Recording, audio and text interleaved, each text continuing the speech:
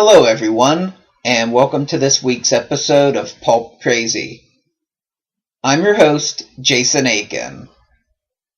In this week's episode, I will be discussing The Scarlet Jaguar, an original Pat Wildman adventure by Scott Eckert. The Scarlet Jaguar was originally published by Meteor House Press in a limited edition paperback. It debuted at Pulp Fest 2013. It has made headlines recently due to it winning 2 of the 2013 New Pulp Awards. It won the award for Best Novella and the award for the Best Cover Art, done by Mark Spiracchio. Recently, Meteor House has put it out via ebook, and it's now available on Amazon for $3.99. The Scarlet Jaguar is the second Pat Wildman novella, and it's officially set in the Wold Newton universe of Philip Jose Farmer. Pat Wildman's first adventure was published as The Evil in Pemberley House. It was co-written by Philip Jose Farmer and Scott Eckert. The Evil in Pemberley House is difficult to find these days, having been sold out at Subterranean Press for a while. Luckily, Meteor House Press will be releasing The Evil in Pemberley House this summer at Pulp Fest 2014. It will be a new paperback edition with a generous amount of bonus material. The Evil in Pemberley House is an erotic adventure novella that takes place in the spring of 1973 at the Pemberley House estate located in Derbyshire, England. This is the same Pemberley House from Jane Austen's Pride and Prejudice. It was here where readers were introduced to Pat Wildman for the first time. Pat Wildman is the daughter of James Clark Wildman Jr., or Doc Wildman for short. In the Wold Newton universe, he is the real-life basis for the Doc Savage pulp character. Patricia, or Pat as she is often called, is a 22-year-old crime fighter and adventurer who has followed in her father's footsteps. Her mother is Adelaide Lupin, the daughter of the famous thief Arsène Lupin.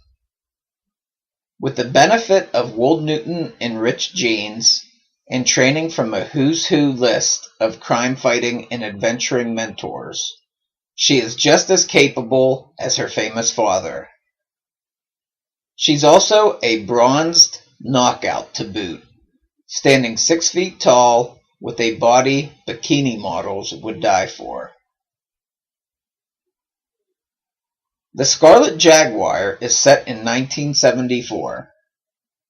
While The Evil in Pemberley House took place almost solely at the Pemberley estate, The Scarlet Jaguar takes Pat and her friends on a jet-setting adventure to the Central American country of Zeebrugge, a country that has a place in her father's history. In the 1860s, the country became a royal crown colony and was known as British Hidalgo. In 1973, the name was changed to Zeebrugge. Hidalgo should really jump out at Doc Savage fans. As should the name of Pat's investigation firm, Empire State Investigations, which she runs with Charles Peter Parker, her love interest from The Evil in Pemberley House. Pat and Parker are hired by Emma Ponsonby. Her father is a diplomat who went missing in Zeebrugge. Emma hires them after she hears rumors that her father may have been kidnapped by the Scarlet Jaguar. But what is the Scarlet Jaguar? Is it a person, a revolutionary group, or some type of supernatural being? That's one of the main mysteries of the novella. The hunt for the Scarlet Jaguar takes the team from Pemberley House to the Lake George, New York estate her father kept. On the premises of the Lake George facility is a criminal treatment center. From Lake George, they fly to Zeebrugge. Along the way, they are joined by Helen Benson, who is the daughter of two Pulp-era heroes herself. Let's just say she gets her pigment from her father and her deadly curves and good looks from her mother. The Scarlet Jaguar reads like a mix of pulp adventure and modern-day thriller. There are some steamy scenes in here and lots of great pulp action. As usual, with Wold Newton-related works, there are references aplenty, but nothing that will detract from the story if you don't get them. I think Doc Savage and Avenger fans will especially enjoy this. Doc Savage and the Avenger are two of the most popular pulp characters to this day, and I think it's really cool to see their children teaming up to fight crime in the 1970s. Eckert has been setting up Pat and Helen's parents in some of his stories published in Tales of the Shadow Men from Black Coat Press and his Avenger Tales published by Moonstone Books. So it's pretty cool to see everything kind of come to fruition here. Both Pat and Helen are their father's daughters for sure, but the steamier portions of the novel help to set them apart from being just gender swaps of their famous fathers.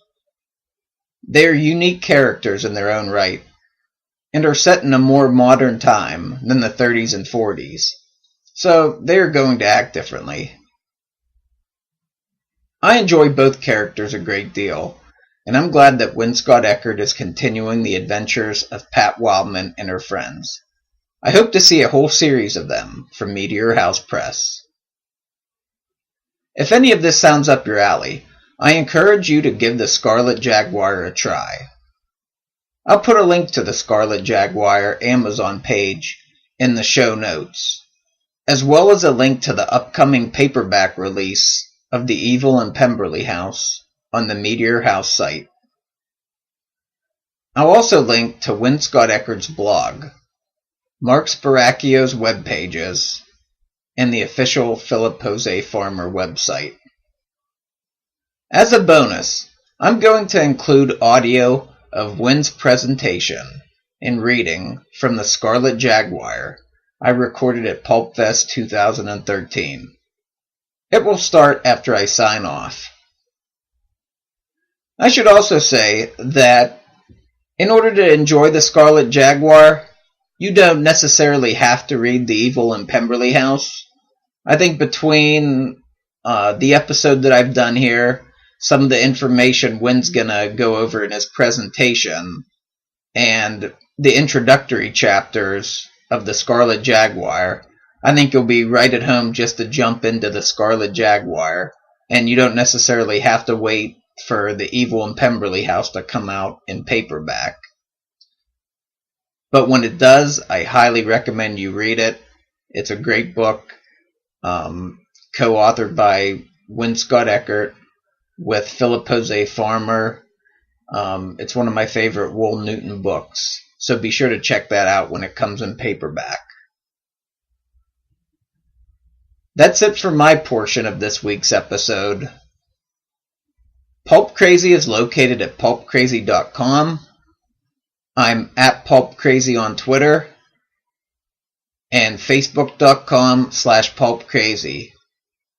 My YouTube channel is located at youtube.com/pulpcast. You can also email me at pulpcrazy@gmail.com. Thanks for watching, and here's Win. So first, I'd like to read a brief excerpt from the new novella that has just been released here at Pulp Fest and FarmerCon called The Scarlet Jaguar. It's an original Pat Wildman adventure. This is volume 2 of the memoirs of Pat Wildman. Some of you who may be familiar with the series will know that volume 1 was The Evil in Pemberley House, which I wrote in collaboration with Philip Jose Farmer. A little bit of context or background. Pat Wildman, or Patricia Wildman, is the daughter of Pulp hero Doc Wildman, who was a bronze champion of justice in the 1930s and 40s. In the original novel, The Evil in Pemberley House, Pat, or Patricia, has lost her parents and discovers, after sort of having a very bad time in her life, that she is the potential heiress to a grand estate in the United Kingdom, in Derbyshire, called Pemberley House. And the novel is essentially how she comes about to actually accept her inheritance. We have the requisite evil people who may be out to kill her, a scheme about a ghost, or perhaps it's a real ghost. We're really not sure. And, how does she triumph over that, and kind of in doing so also come to get over the loss of her parents, who were recently deceased. The Evil in Pemberley House takes place in the spring of 1973.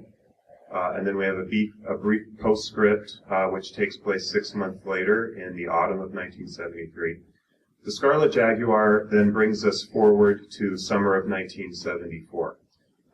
And Pat has really come into her own and has decided that after having triumphed against some of the nasty folks the prior year, that she's going to follow in her father's footsteps and take a crack at fighting evildoers all over the world. So the Scarlet Jaguar is, I'll read the brief blurb to give you a sense of what the overall story is about. Pat Wildman and her crew race against time, deep in the wilds of the Central American jungle, to face the menace of the Scarlet Jaguar's weird power to eliminate his enemies from afar, marked only by a wisp of crimson smoke, smoke resembling nothing so much as the head of a blood-red, screaming jaguar. But who, or what, is the Scarlet Jaguar? A power-mad dictator determined to reclaim power? A revolutionary movement bent on taking over the country of Jiboom and the rest of Central America? Or a front for something even more sinister? So I'll read the very brief foreword and the first chapter, which is also fairly short. And then if we have time, I will do a very brief reading from another piece. So the foreword. In the summer of 2009, while on a 2-week sojourn to the United Kingdom with my wife and several close friends, I was fortunate enough to be granted an audience with Lady Patricia Clark Lupin Wildman, the Duchess of Greystoke. I had recently discovered in the files of the American science fiction author Philip Jose Farmer the partial manuscript, notes, and outlines for what became the novel in the Evil in Pemberley House. Also in Phil's files was the correspondence that Lady Patricia had had with him in early 1973. This formed the basis for some information included, at the proverbial last minute, in Doc Savage, His Apocalyptic Life, the 1973 biography of Dr. James Clark Wildman, Jr., the man who was the real-life basis for a popular character who appeared in pulp magazines in the 1930s and 40s. And then I go on to talk a little bit about our visit with Lady Patricia at her estate in Derbyshire, Pemberley House, and discuss some of the burning questions that we have for Lady Patricia, including the final fate of her father. And she declines to answer about that, admonishing me to be patient and to wait for her memoirs, which she will share with me in due course.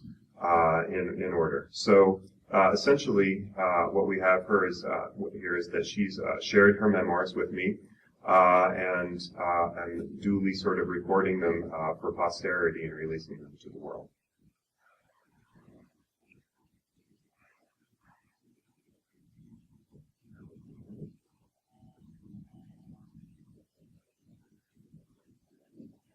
All right.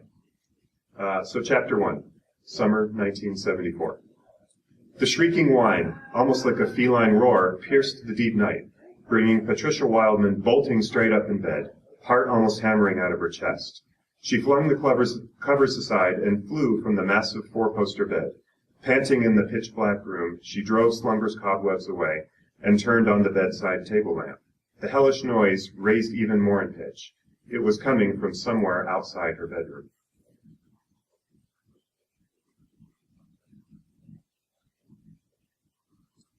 Pat raced to the velvet-covered bench at the base of the bed, taut muscles sliding smoothly under her naked, bronzed skin. She grabbed a filmy black negligee and pulled it on. It did little to cover her splendid figure. Pat unlocked the bedroom door and sprang into the hall. Down the sumptuously decorated corridor, Parker was also emerging from his room, ash-blonde hair tousled and alarm in his light gray eyes. "I think it's coming from Emma's room," he said as he pulled a bathrobe on, and Pat nodded in agreement. She dashed back into her bedroom, grabbed a sterling silver candelabrum with 3 tapers, and lit them quickly with her Zippo.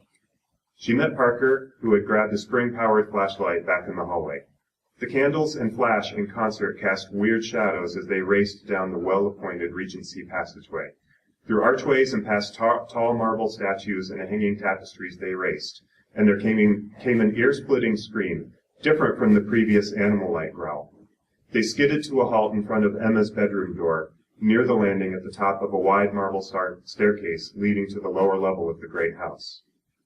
Pat tried the doorknob, but the door was locked. From inside they could hear the competing wails, Emma's horrified sobs, and the weird, piercing whine that was like no sound Pat had ever heard before.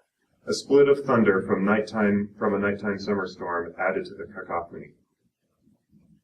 Parker threw his shoulder against the heavy door, to no avail, and Pat had flashbacks to over a year ago, her second night in Pemberley House, locked in her own bedroom, while Parker banged on the door to be let in, summoned by the maid who had heard Pat's own midnight cries in the midst of a raging storm.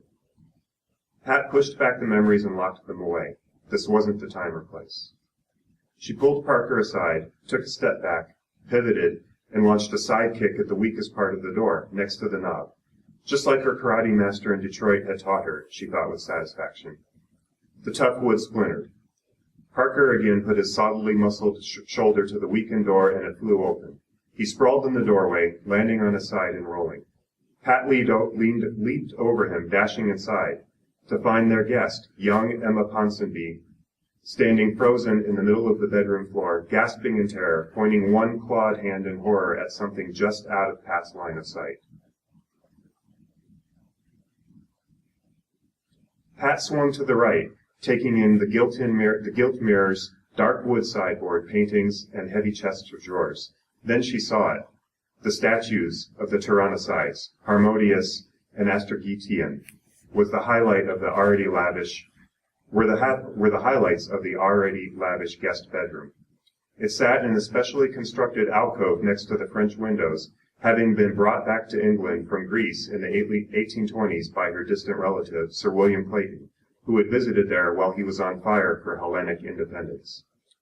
The bronze statue of the 2 Athenian heroes who killed the tyrant Hipparchus was a symbol of democracy to the ancient Athenians, except it was no longer made of bronze. The statue had been turned to some kind of blood-red glass. Crimson smoke swirled around it and rose from the now glass heads of Harmodius and Astergetian. The smoke eddied and formed above the Athenian heads, the gaseous scarlet image of a scarlet jaguar. Emma continued to sob and shake. Pat grabbed a heavy robe and threw it about her naked shoulders, just as Parker regained his feet and entered the room. "My God!" he exclaimed. Footsteps came from the hall, followed by a knock from the doorway. "Lady Patricia?" It was Miss Neston, the maid. "The whole house is up and about. What's happened? Is everything all right?" "Stay outside, please," Pat replied. "We'll be out in a moment." She began to trundle the shaken Emma into Parker's arms, when again came the feral cry from the main floor downstairs. Pat changed direction, pulling Emma along with her into the hall and pushing her into Miss Neston's arms. "Take her to another room and lock the door," Pat ordered. "Is it the poachers again?" Miss Neston continued. "I have no idea. Just do it," Pat said. "Pete, come on." They raced down the massive marble staircase, taking 2 steps at a time. Ahead of them, the feline growl accelerated into a brain-splitting whine. They covered their ears as they turned the corner and came upon the long, wide hall leading to the library. The sound came from that book-lined room, and they darted in. Standing near the library's windows, hands clasped to his ears, face contorted in a horrific grimace, was the butler, Deeds. He was frozen, immobile, a red glass statue. The hellish noise stopped abruptly, and then came a massive crash as crimson glass shattered, exploding outward and falling to the wooden floor in millions of tiny shards. Pat and Parker dived for cover behind a large sofa. When the dust settled and they dared raise their eyes, they saw the same Scarlet Jaguar's head in the reddish smoke coiling above the carnage. And to find out who or what is the Scarlet Jaguar.